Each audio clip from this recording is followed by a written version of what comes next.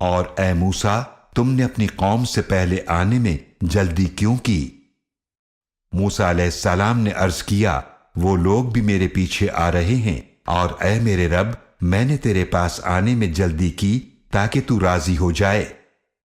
اللہ نے فرمایا، بے شک ہم نے آزمائش میں ڈال دیا تمہاری قوم کو تمہارے آنے کے بعد، اور انہیں سامری نے گمراہ کر ڈالا ہے۔ تو موسیٰ علیہ السلام اپنی قوم کی طرف واپس آئے غصے اور غم کی حالت میں۔ موسیٰ علیہ السلام نے فرمایا، اے میری قوم، کیا تمہارے رب نے تم سے ایک اچھا وعدہ نہیں کیا تھا؟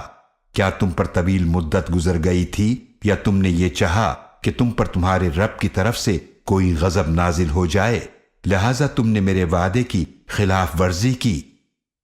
وہ کہنے لگے، ہم نے اپنے اختیار سے آپ کے وعدے کی خلاف ورزی نہیں کی، بلکہ ہم پر لاد دیے گئے تھے قوم کے زیورات کے بوجھ، تو ہم نے انہیں آگ میں پھینک دیا۔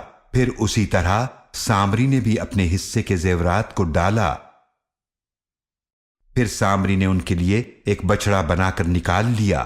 ایک جسم تھا جس کی گائے کی سی آواز تھی، تو لوگ کہنے لگے، یہ تمہارا معبود ہے اور موسیٰ کا بھی معبود ہے، وہ موسیٰ تو بھول گئے۔ تو کیا وہ نہیں دیکھتے؟